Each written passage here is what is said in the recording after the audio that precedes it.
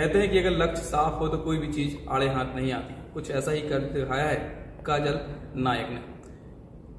काजल ने सिविल जज exam cross कर लिया है और हमारे साथ वो मौजूद है। एक प्रतिभा इनकी शुरू से रही है कि हमें सिविल जज एग्जाम निकालना है, कुछ भी करके निकालना है। इनके पिताजी की इच्छा थी कि आप सिविल जज बने, तो उन्होंने वो कर भी दिखाया। इनकी माताजी टीचर हैं और बताते हैं कि काफ़ी स्ट्रगल किया है, उसके बाद आप ये एग्ज़ाम निकाल पाएंगे। काजल, आपका बहुत बहुत स्वागत है हमारे चैनल पर। Thank you so much. आप चयन हुई हैं, इसके लिए आपको बहुत बहुत बधाई कि आपने छतरपुर का नाम रोशन किया है। मध्य प्रदेश में आपका चयन हुआ है। कैसे पढ़ाई करती थी, कैसे लक्ष्य को साधा आपने कि हम कर पाएंगे? मैं चूँकि सुबह उठने में ज़्यादा बिलीव रखती हूँ, तो मैं सुबह 4 बजे उठा करती थी और मेरी कोशिश ये रहती थी कि मैं एटलीस्ट 14 आवर्स दिन में पढ़ाई करूँ। तो मैं 14 घंटे पढ़ती दिन में, और मैं अपने टारगेट सेट करके पढ़ती थी। मुझे समय से ऐसा नहीं रहता था कि इतना ही पढ़ना है, बल्कि मेरा टारगेट कंप्लीट हो जाए, ताकि जब मैं रात में सोने जाऊँ तो एक सेटिस्फेक्शन रहे मन के अंदर कि हाँ, मैंने आज इतना टारगेट कंप्लीट कर दिया है। और इस तरीके से मैंने मेहनत करी हुई थी इसमें। परिवार के बारे में कुछ बताएंगे आप? परिवार में मेरी मम्मी है जो कि प्राइवेट टीचर है जी। मेरी बहन है और वो अभी 12th उसने पास करी है। साथ में मेरा भाई है, वो भी 6th क्लास में है। इन लोग, मेरी मम्मी ने तो बहुत ही ज़्यादा मेहनत करी है मेरे ऊपर। मेरे भाई बहनों का भी काफ़ी योगदान है, मेरे सारे परिवार वालों का भी काफ़ी योगदान है इस चीज़ में। कहते हैं कि परिवार के मुखिया अगर बीच में न रहें तो काफ़ी स्ट्रगल करना पड़ता है। आपकी पिताजी आपके बीच नहीं है, तो इतनी मेहनत करनी पड़ी। उनकी भी एक सोच थी, उनका विश्वास था कि आप सिविल जज बने। मेरे फादर की जो डेथ थी वो मेरे 2nd ईयर के लास्ट पेपर में ही हो गई थी। जी। तो उस दिन मेरे उनसे लास्ट टाइम बात हुई थी, तो उन्होंने मुझसे यही कहा था कि तुम जज बन जाओगे। और उस दिन के बाद से आई डिटरमिन माई सेल्फ कि मुझे ये एग्ज़ाम निकालना ही है। He was not there, but indirectly somewhere I had this in my mind कि उनका सपना मुझे पूरा करना ही है। और at the end I did it. सबकी आशीर्वाद से मेरा ये सफल हो गया। कहते हैं कि परिवार में ज़्यादा लोग हों तो डिस्टर्ब भी होता है पढ़ाई में। आपके साथ आपके भाई है, बहन है, तो क्या डिस्टर्बेंस होता था क्या? डिस्टर्बेंस ये लोग नहीं करते थे, पर जिम्मेदारियाँ जो कि बहुत ज़्यादा थी मेरे ऊपर। मैं रहती तो बाहर थी, पर मुझे घर का भी काफ़ी कुछ मैनेज करना होता था। मेरी मम्मी जो कि सिंगल पेरेंट है, तो उनके ऊपर भी समाज की हर चीज़ की जिम्मेदारी। फाइनेंशियल स्ट्रगल बहुत ज़्यादा था हमारी लाइफ में, तो हर चीज़ से हम लोग को जूझना पड़ा, लेकिन एट द एंड वो मैनेज हो गया। कहते हैं कि अगर पैसे वाले ही इन चीज़ों में आगे बढ़ पाते हैं या सिविल एग्जाम निकाल पाते हैं, ऐसा कुछ है क्या?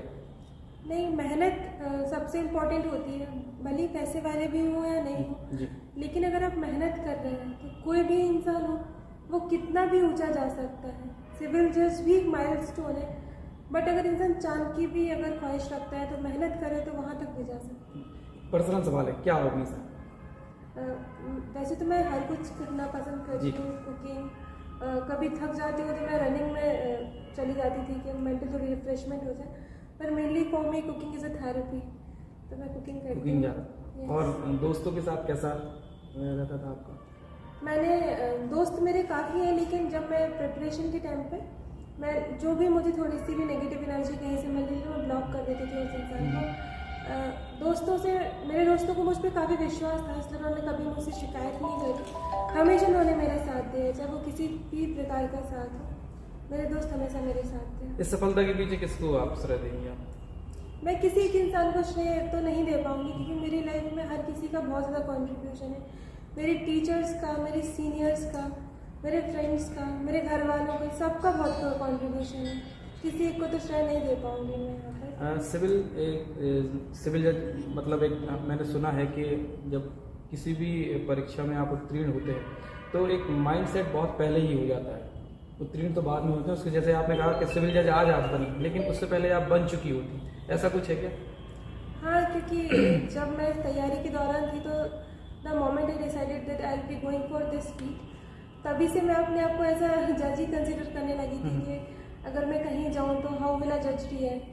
तो मैं वैसा स्टार्ट कर दिया था मैंने, क्योंकि मेरे हिसाब से चीज़ें बहुत ज़्यादा मैनिफेस्ट होती हैं आसपास, और इसलिए मैं तो वैसे ही करती थी।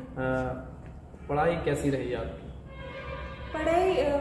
मेरी पढ़ाई मोस्टली मैंने शर्मा सर के यहाँ से ही कोचिंग करी थी इंदौर में, प्री और इंटरव्यू में हर चीज़ की तैयारी उन्होंने ही करवाई। साथ में जब इंटरव्यू का टाइम आया तो मेरी बहन भी मेरे घर में कभी कभी इंटरव्यूज़ ले लिया करती थी।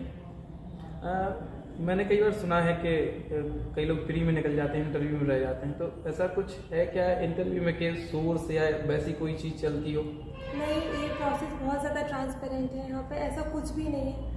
कई बार तो अच्छे से अच्छे लोगों के बच्चे भी नहीं निकल पाते हैं। मैंने खुद देखा है, मेरे कई फ्रेंड्स ऐसे हैं।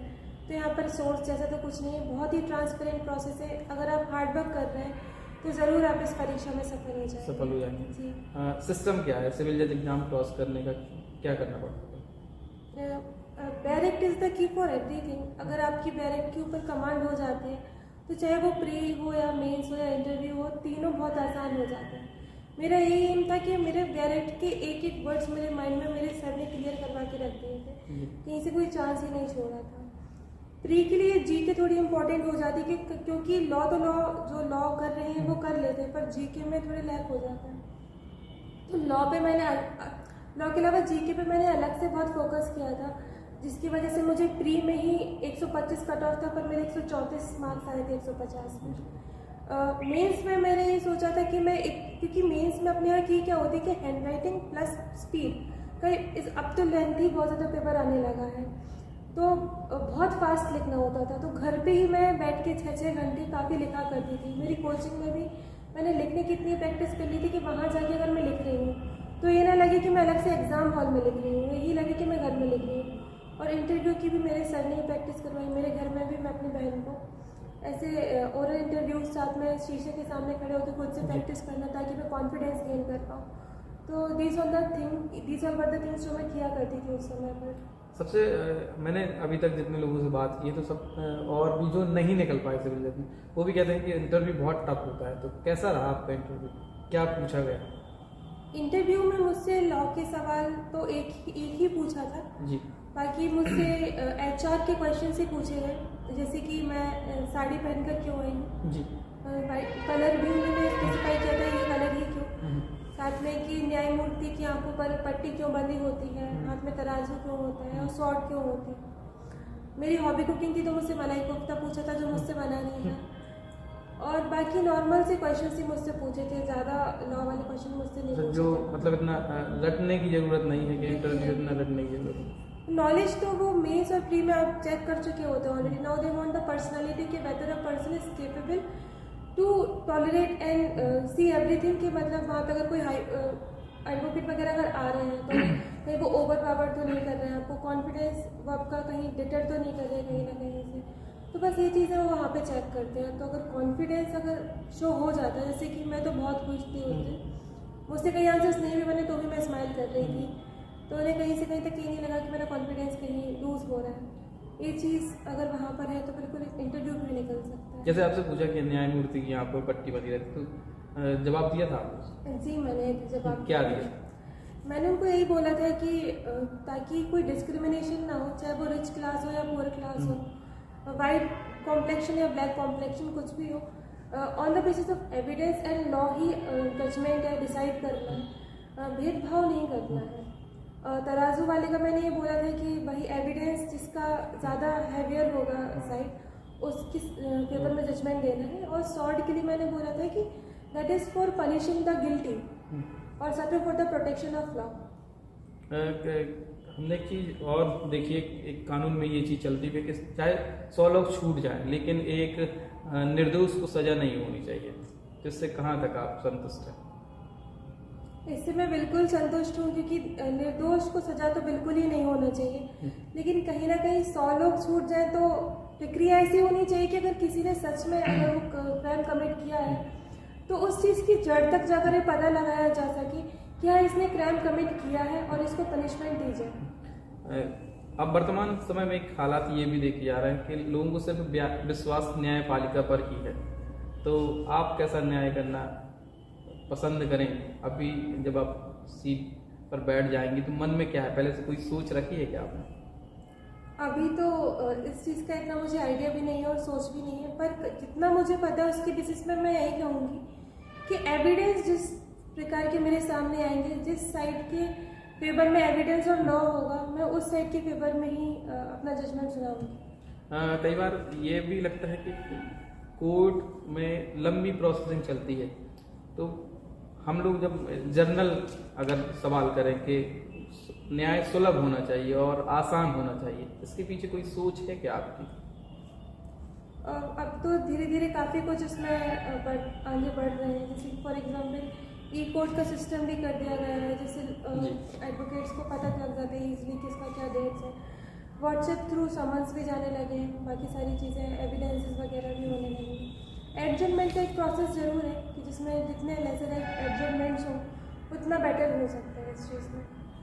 अच्छा, आपकी मॉम एक टीचर है जी। और कहते हैं कि माँ एक ऐसी होती हैं कि आप तैयारी कर रहे होते तो साथ में वो भी तैयारी कर रही होती हैं, तो उनके लिए क्या कहना है, कितनी मेहनत करती थी आपके साथ? वो सिंगल पेरेंट है तो हर चीज़ से ही, चाहे वो फादर का रोल हो या मदर का रोल हो या बड़े भाई बहन का रोल हो, सब मेरी मम्मी ने ही मेरे साथ निभाया है। वो हर पग पे मेरे साथ खड़ी है। कभी भी मुझे किसी भी प्रकार का अगर मैं नर्वस हूँ या मुझे ज़रूरत हो रही तो she was there with me. तो उनका तो बहुत ही ग्रेट रोल है मेरी लाइफ में।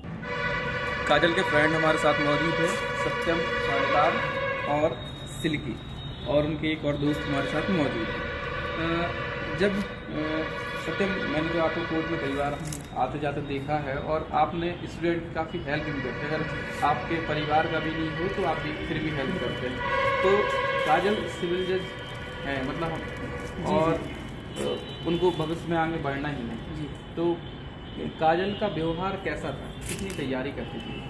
काजल का पूरा ध्यान जो था वो अपनी सिविल जज की तैयारी पे था और शुरू से ही उसका एक लक्ष्य था कि वो सिविल जज बने। उनके फादर का एक सपना था जिसको वो सपना, जो अपने सपने को पूरा करना चाह रही थी, कि अपने फादर के सपने को पूरा करना चाह रही थी, जिसको लेके उसने तैयारी की और जिन लोगों से सहयोग करते बना उन सभी ने उसका सहयोग किया।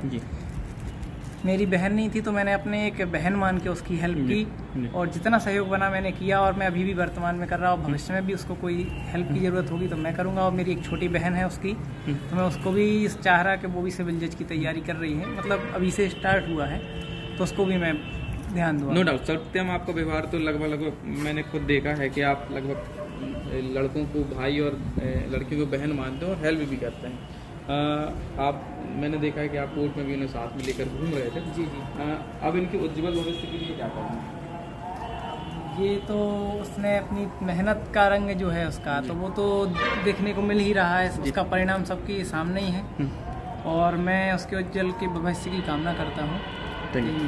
हमारे साथ सिल्की मौजूद हैं। कहते हैं कि जब घर में तैयारी कर रहे हो तो टांग खींचने वाला कोई ना कोई रहता है, तो हमें सिल्की भी ऐसे ही लग रही है कि शायद टांग खींचती है। क्या जब दीदी तैयारी करती थी तो आप क्या करती थी उनका? दीदी ने तो बहुत ही हार्ड वर्क किया, उनने घर को भी मैनेज किया, उनने स्टडी को भी मैनेज किया। फाइनेंशियल प्रॉब्लम आती थी तो वो भी सारा दीदी देखती थी। तो हम लोग तो बहुत ही खुश हैं और बहुत प्राउड है उन पर। तो अब जब न्यायाधीश ले जाएगा गाड़ी में तो आप भी जलवा मारेंगे क्या उनके साथ? थोड़ा बहुत मारेंगे, पहले से सोच के रखा है? थोड़ा बहुत। आप क्या करती हैं? आप तैयारी करती हैं? फर्स्ट सेमेस्टर है। फर्स्ट सेमेस्टर है, तो क्या दीदी जो बनी है आप भी वही बनना चाहती हैं? जी, दीदी का देखकर उनसे इंस्पिरेशन लेकर वही करना है। वही करना है।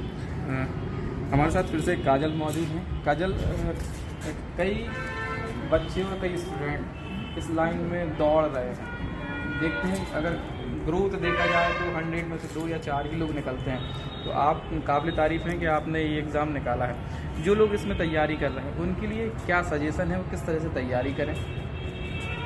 अगर आपको सफलता नहीं मिल पा रही है तो उसका मतलब यही होता है कि आपकी मेहनत में कहीं ना कहीं थोड़ी बहुत कमी रह गई है। तो अपनी कमियों को पहचानें कि आप कहाँ लैग कर रहे हैं, उसको दोबारा अच्छे से करें और इस बार अपना 100% शॉट दें।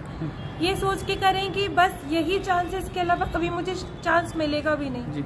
मैंने भी यही सोच के किया था कि फर्स्ट एंड लास्ट, जी, और इसलिए मैं इस नतीजे पे पहुंच पाई हूँ। और I really wish all of you all the best कि आप भी अच्छे से मेहनत करें और अपनी मुकाम तक पहुँच पाएँ।